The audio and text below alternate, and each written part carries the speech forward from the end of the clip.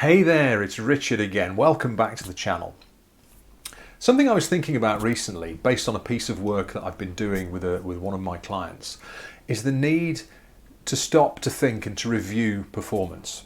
Now I know intuitively, or in the cold light of day, we all know this is something we need to do. But I've worked with and I've worked for a lot of organisations, and I have very, very rarely seen this done, and even less frequently seen it done well. But it's so important.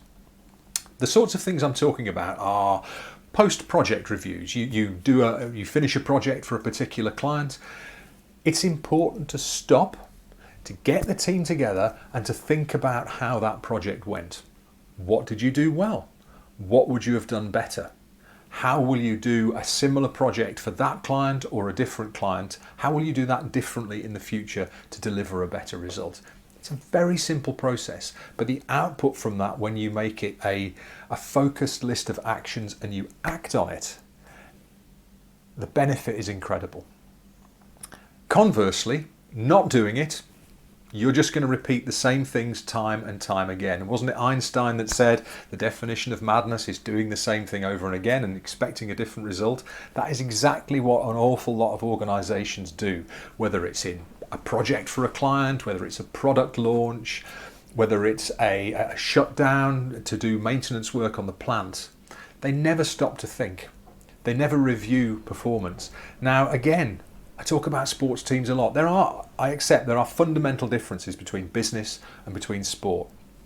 But in many ways, if you want to look at important elements of a high-performing organisation, a high-performing team, top sports teams are the place to look, because they test those things in a crucible environment. And every single top sports team, I guarantee you, spends time thinking about the performance of their last race, their last game, whatever it was that organisation does. They look back. They say, what didn't go as we wanted it to? And it's not a punitive session, it's an autopsy without blame. That's the expression to think about. You have a deep dive autopsy into the project or the event or whatever it was, and without apportioning blame, without pointing fingers, because I have seen this done. I've worked in organisations where such sessions were very much blame sessions, and of course people don't want to be in them. People come to them with their defences up. That is counterproductive. Has to be without blame, but you look honestly and deeply at what went well. What would we do again in the future? What didn't go well? What's the root cause? And you use tools, I'll talk about some of them in future videos, you use certain tools to really drill to the root of a problem and say, right, that is something we need to address. And you build a list of actions. And then my recommendation is, number one, that you do this. It doesn't need to be complicated, it doesn't need to take long, it sometimes helps to have a facilitator. But you can end up with a lot of actions. And you can come away from that meeting and go into the busyness of work again, and those actions get forgotten about. Just take 2 or 3 things. Maybe you've got 20 actions. Pick the 2 or 3 most important ones and make sure before you do that kind of work again, you've delivered on those actions, you've solved those problems, you've communicated to the wider team, this is now how we're going to work in that way, or we have this practice, it really works, we must keep doing it. Make sure you focus your actions and communicate those to the team. Because again, I work on this with my clients. I see firsthand the benefit that this gives. I've worked in organisations very infrequently where this has been done and done well. I've worked in many organisations where it's never been done at all. Because we finish one project and the day after we finish that project, we just roll straight into the next one for the same client or a different one. And then we wonder several months further down the line, well, why we're having some of the same problems we had before. And we blame the client and we do all of that kind of things. Well, we need to look at ourselves. We need to look introspectively at the way that we worked and why we didn't review our performance and what we could do differently next time. So again, it comes back to this theme of we're always busy.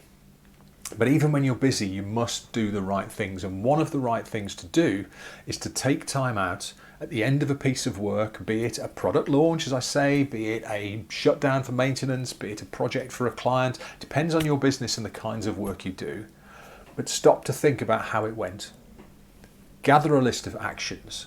Focus those actions into 2 or 3 that you will close out before you deliver that kind of work again. deliver on that, and do better in future. And then repeat the process. Repeat the process. This process of Kaizen, this process of continuous improvement is in the name. It's continuous. You will never achieve perfection. But the more you try and move towards it, the better and better you will get. And that's the point. Take time out to review your performance. Think about what went well. Think about what you do differently in the future and act on it.